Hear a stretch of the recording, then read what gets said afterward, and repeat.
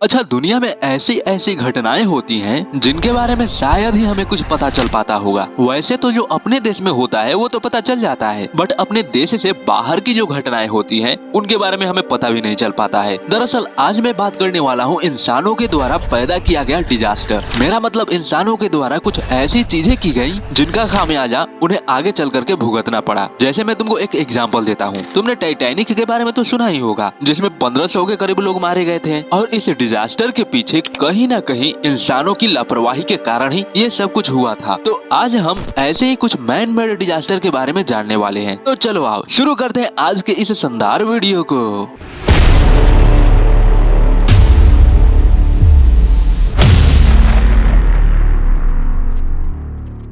पहली घटना जो है अमेरिका के विस्कॉन्सिन राज्य के किसी खास इलाके में हुआ था। दिन था 8 अक्टूबर 1871 और उस इलाके का नाम था उत्तरी पूर्वी विस्कॉन्सिन। दरअसल इस इलाके में 8 अक्टूबर 1871 में ही एक बड़ी भयानक भीषण आग लग जाती है, जिसे पोस्टिगो फायर के नाम से जाना जाता है। बाय द वे, ये आग इतनी ज्यादा बढ़ चुकी थी, इसका अंदाजा आप इसी बात से लगा सकते हो। ये आग लगी थी उत्तरी विस्कॉन्सिन में, जिसके बाद ये आग समंदर को पार करते हुए, यानी इसे ग्रीन बे का पानी कहा जाता है, ये ग्रीन बे को पार करते हुए दक्षिणी विस्कॉन्सिन को भी अपने चपेट में ले लेता है। इस आग की वजह से 100 नहीं, 1000 नहीं, 10,000 नहीं, बल्कि 12 लाख एकड़ जमीन को अपने चपेट में ले लिया था। और इसके आसपास के जो ग्रामीण इलाके थे, जिसमें से कि एक पेस्टिगो नाम का भी इलाका था, जहाँ पर 1700 के करीब लोग रहा करते थे, और सबसे ज्यादा प्रभावित होने वाला इलाका जो था वो यही था। यहाँ के 800 से भी ज्यादा के करीब लोग मारे गए थे। इसके अलावा आग ने 16 और कस्बों को अपने चपेट में लिया था। खैर, बाकी के आसपास के इलाकों को मिलाकर लगभग 1500 से 2500 के करीब लोग मारे गए थे, और साथ ही साथ इस आग की वजह से $5 मिलियन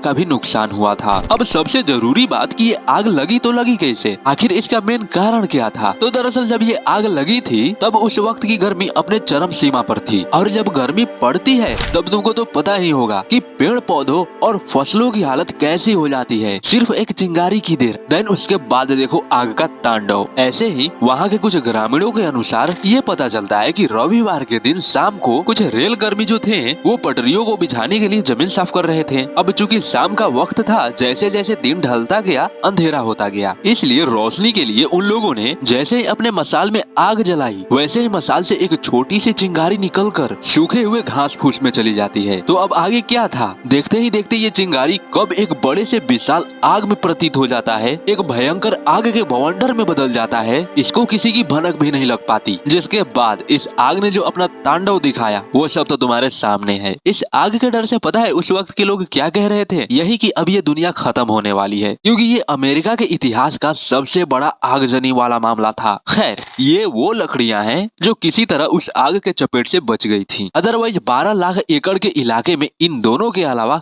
कुछ भी नहीं बचा था। अच्छा, क्या हो अगर तुम किसी स्टेडियम में कोई मैच देखने जाओ और मैच के दौरान कुछ ऐसा हो कि तुम और तुम्हारे साथ 94 लोगों की ऑन दी स्पॉट मौत हो जाए, और जो घायल होंगे वो तो होंगे ही, यानी कि 766। दरअसल ये घटना है 15 अप्रैल 1989 की। 1989 15 अप्रैल के दिन इंग्लैंड के दक्षिण यार्क के शेफील्ड में हिल्सबोरो स्टेडियम में एक फुटबॉल मैच के दौरान कुछ ऐसा हुआ जिसकी वजह से 94 लोग मारे गए, और जो घायलों की संख्या थी वो थी 766। वैसे तो मारे तो 97 लोग गए थे। जैसे जैसे समय बढ़ता गया वैसे वैसे मरने वालों में तादाद बढ़ती गई। 2 लोग जो काफी बुरी तरह से इंजर्ड थे, उनकी कुछ ही दिन में अस्पताल में रहते हुए मौत हो गई। देन घटना के लगभग 4 साल बाद, यानी कि 1993 में एक और की मृत्यु हो गई। और तुम यकीन नहीं करोगे कि पिछले कुछ सालों पहले, यानी 2021 में ही एक और बंदे की मृत्यु हो गई। दरअसल उसके मस्तिष्क में बहुत ज्यादा चोट आई हुई थी, और इतने सालों बाद मस्तिष्क में चोट लगने की वजह से मारा गया। तो अब यहाँ पर सवाल रहा ये कि आखिर उस स्टेडियम में हुआ क्या था?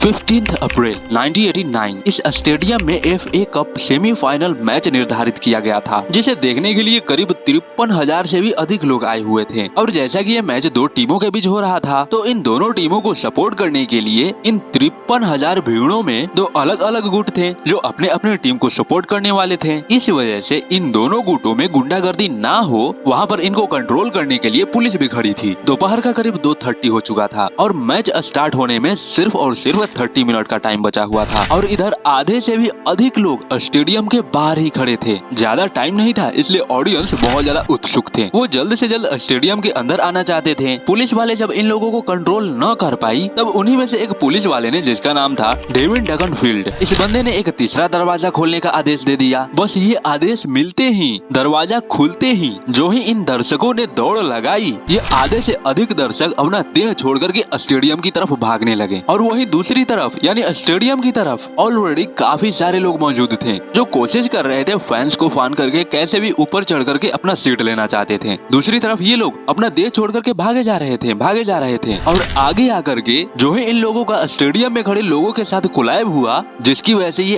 अनबिलीवेबल हादसा उत्पन्न हो गया। ऑन द स्पॉट वहाँ पर 94 लोग मारे गए और घायलों की संख्या तो तुम जानते ही हो। इस मामले में पुलिस वालों से जब पूछताछ किया गया कि आखिर ये सब कैसे हुआ, तो ये लोग अपनी एक अलग ही मनगढ़ंत कहानी बनाने लगे कि ये लोग नशे में थे, शराब पी करके आए थे और नशे की हालत में ये लोग आपस में भिड़ गए, गुंडागर्दी करने लगे, मारपीट करने लगे। अरे सुधरो रे, अभी तो सुधर जाओ। अगली घटना तो अपने पड़ोसी देश बांग्लादेश से ही है और शायद मुझे लगता है कि कभी ना कभी आप इस घटना को सुना भी होगा, और नहीं सुना तो मैं सुनाता हूँ। अच्छा, सबसे पहले तो तुम मुझे एक जवाब दो कि क्या हो अगर तुम किसी बिल्डिंग में रहते या फिर काम करते हो और अचानक से वो बिल्डिंग ताश के पत्तों की तरह ढह जाए।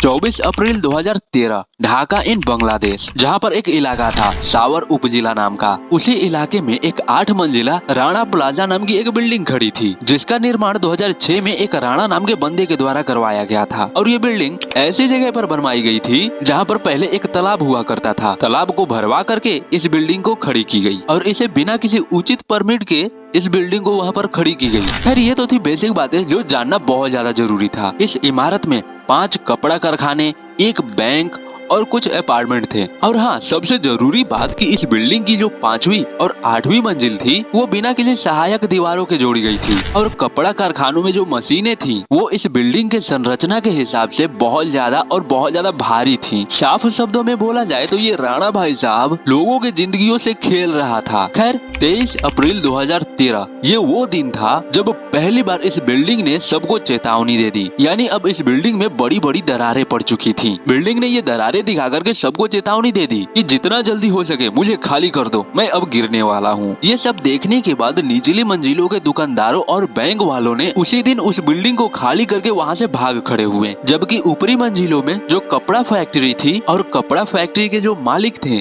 वो इस चेतावनी को टोटली नजरअंदाज कर देते हैं। यानी ये लोग इस चीज को नजरअंदाज करते हुए अपने काम को जारी रखा। यहाँ तक कि इन लोगों ने मजदूरों को अगले दिन जबरन काम पर आने के लिए भी बोला। अगले दिन यानी कि 24 अप्रैल 2013 हर रोज की तरह सारे मजदूर अपने काम पर आ चुके थे। जैसे ही सुबह के 9 बजते हैं, ताश के पत्तों की तरह ये बिल्डिंग एक बड़े से मलबे में बदल जाती है, जिसे देख करके पूरा इलाका सहम चुका था। अब धीरे धीरे सबको रेस्क्यू किया जाने लगा, जिसमें 1134 लोग तो ऑन द स्पॉट मारे जा चुके थे और करीब 2500 लोग गंभीर रूप से इंजर्ड थे। अब ये सारी बातें जब बांग्लादेश के कोर्ट में गई तो कोर्ट ने इमारत के मालिक सोहेल राणा, इसके साथ साथ और 38 लोगों पर मर्डर का चार्ज लगाया। राणा को 4 दिन के तलाशी के बाद इसे अरेस्ट कर लिया गया, क्योंकि ये बंदा इस घटना के होने के बाद ये अपने देश को छोड़ करके भागने के फिराक में था। यानी कि ये इंडिया की तरफ प्रस्थान कर चुका था, बट ये ऐन मौके पर पकड़ा ही जाता है। तो ये थे 3 ऐसे केसेस जिनको होने और करने में कहीं ना कहीं इंसानों का ही हाथ था। यानी इंसानों की कुछ करतूतों की वजह से ही इंसानों की जान गई। बाय द वे, तुम्हारा इन तीनों केसों के बारे में क्या कहना है वो कमेंट में जरूर बताना। बाकी मैं मिलता हूँ किसी और नेक्स्ट वीडियो में, तब तक के लिए बाय बाय।